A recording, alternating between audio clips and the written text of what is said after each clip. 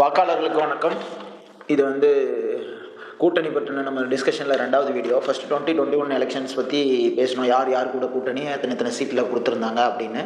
இப்போ 2024 general elections, டெல்லிக்கு நடந்த தேர்தல், பிரதமர் யாருன்னு, அதில் கூட்டணி நிலைப்பாடுகள்லாம் எப்படி இருந்துச்சு, யார் யார் எப்படி பிரிஞ்சு நின்னாங்க, யார் யாருக்கு யாருன்னா ஓட்டு சதவீதம் கிடைச்சிச்சின்னு இப்போ பார்க்கலாம்.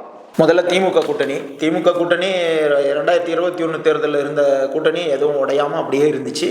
அதில் மக்கள் நீதி மையம் எக்ஸ்ட்ரா ஆட் ஆச்சு. அவருக்கு ஒரு மாநிலங்களவை எம்பி தரதா உறுதிமொழி அனுப்பிச்சு அந்த கூட்டணியில் கமலஹாசனை சேர்த்துக்கிட்டாங்க. மற்றபடி அதே கூட்டணியில் ஏற்கனவே தொடர்ந்த கட்சிகளுக்கு காங்கிரஸுக்கு 9 சீட் கொடுத்துருந்தாங்க. சிபிஐ சிபிஎம் ரெண்டுக்கும் 2 சீட்டு, விடுதலை சிறுத்தைகளுக்கு 2, மதிமுகவுக்கு 1, ஐயுஎம்எலுக்கு 1 அப்படின்னு பிரித்து கொடுத்துட்டு திமுக 22 தொகுதியில் நின்றுச்சு.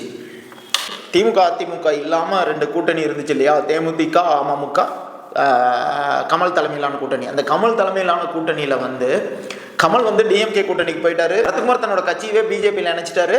ஐஜேகே பிஜேபி கூட கூட்டணியில் போயிடுச்சு.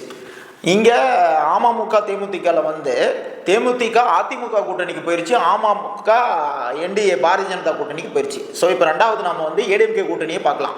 ஏடிஎம்கே கூட்டணியில் ஏடிஎம்கே, புதிய நீதி கட்சி, எஸ்டிபிஐ, அப்புறம் அந்த கூட்டணியிலேருந்து வந்த தேமுதிக, இவங்கெல்லாம் சேர்ந்து நின்று போட்டிட்டாங்க. அதில் ஏடிஎம்கே மட்டும் 32 சீட்டு நின்றுச்சு. எஸ்டிபிஐக்கு 1 சீட், தேமுதிகவுக்கு 5 சீட் அப்படிங்கிற மாதிரி பிரித்து நின்னாங்க. பாரதிய ஜனதா தலைமையிலான என்டிஏ கூட்டணி, இதில் பல கட்சிகள் இருந்துச்சு. அதில் பாரதிய ஜனதாவோட தாமரை சின்னத்தில் சில கட்சிகள்லாம் நின்றுச்சு. அது என்னென்னா, ஐஜேகே 1 சீட், ஐஎம்கேஎம்கே 1, புதிய நீதி கட்சி 1, டிஎம்எம்கே 1, ப்ளஸ் பிஜேபியோட கேண்டிடேட்ஸ் 19 பேர் சேர்ந்து 23 பேர் தாமரை சின்னத்தில் நின்னாங்க.